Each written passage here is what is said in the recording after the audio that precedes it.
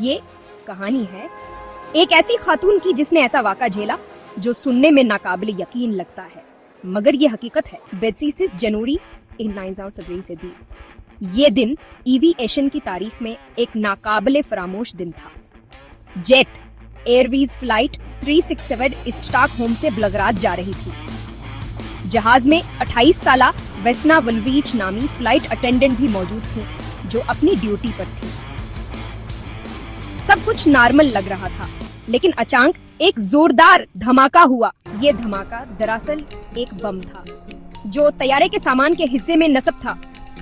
जैसे ही ये फटा, जहाज टुकड़ों में बट गया और 33,000 फुट तकरीबन 10 किलोमीटर की बुलंदी से नीचे गिरने लगा।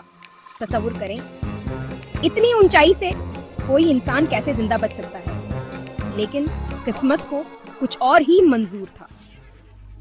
जहाज के बाकी मुसाफिर और अमला जानवर ना हो सके, मगर वेस्ना एक अजीब और गरीब अंदाज में बच गई। वो जहाज के एक हिस्से में फंसी रही और जैसे जैसे मलबा नीचे आ रहा था, दरख्तों, बर्फ और जहाज के एक टुकड़े ने बफर का काम किया, जिसकी वजह से गिरने की शिद्दत कुछ कम हो गई। वो जमीन पर गिरकर बेहोश हो गए।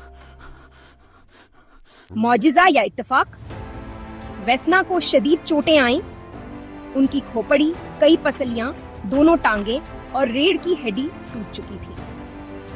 वो कुछ अरसे के लिए कोमा में चली गईं, मगर हैरत अंगेज तौर पर वो बच गईं। डॉक्टरों ने कहा कि उनके बचने का इम्कान ना होने के बराबर था, मगर वो ना सिर्फ जिंदा रहीं बल्कि कुछ अरसे बाद दोबारा चलने लगे।